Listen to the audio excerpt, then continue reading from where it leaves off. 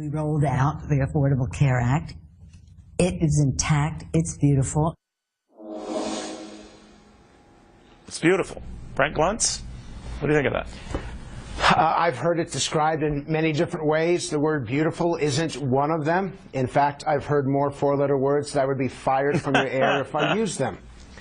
But it's both Nancy Pelosi and Harry Reid, and this is what I don't understand. Look, the American people wanted some changes to health care. They wanted to ensure that they'd be protected, and they wanted to be sure that they'd actually be able to use their doctor, that they'd not be thrown out of their hospital. And when you have 6 million people and counting that have been told that they don't have their health care, when you've got millions more who are finding this huge increase. Neil, I've been all over the country. I've been in at least 15 states in the last, say, 4 months, maybe 3 months.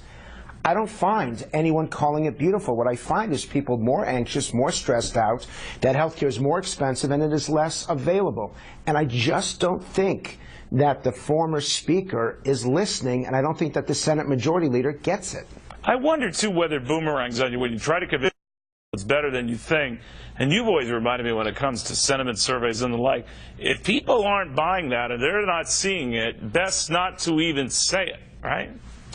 Perception's reality, and if you are speaking something that isn't what the public already sees, they will reject it. But it goes deeper than that, Neil. You've got Nancy Pelosi saying things about health care that the public doesn't believe, and you've got Harry Reid, who, and this is the day after Memorial Day, is more focused on the name of a football team than he is in correcting the moral indignations that have been happening to our military veterans, and I don't understand it.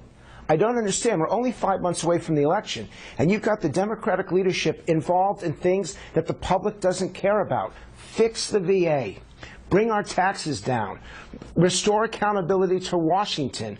Fix this health care system, and stop focusing on the names of football teams and do your gosh darn job. Neil, it's not happening, and it's why the American people give Congress, now wait for this, an 8% job approval rating.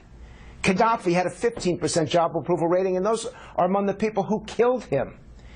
It's why I think a lot of people are going to lose their jobs in November. That's a damning comparison. But I'm wondering, when they have such low opinions of Congress, they lump Republicans in with that, or they now have a mindset that, look, you keep saying everything's hunky-dory, and we're tired of it because it's not hunky-dory, so at the very least, we're open to change.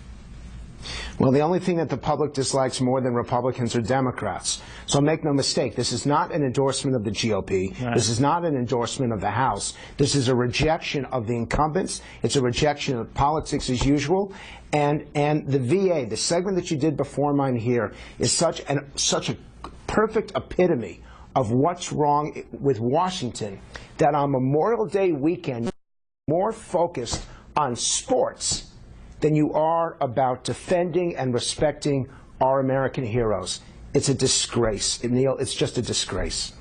Frank Luntz, good seeing you again, my friend. Thank you very, very much. Thank you. Thank you.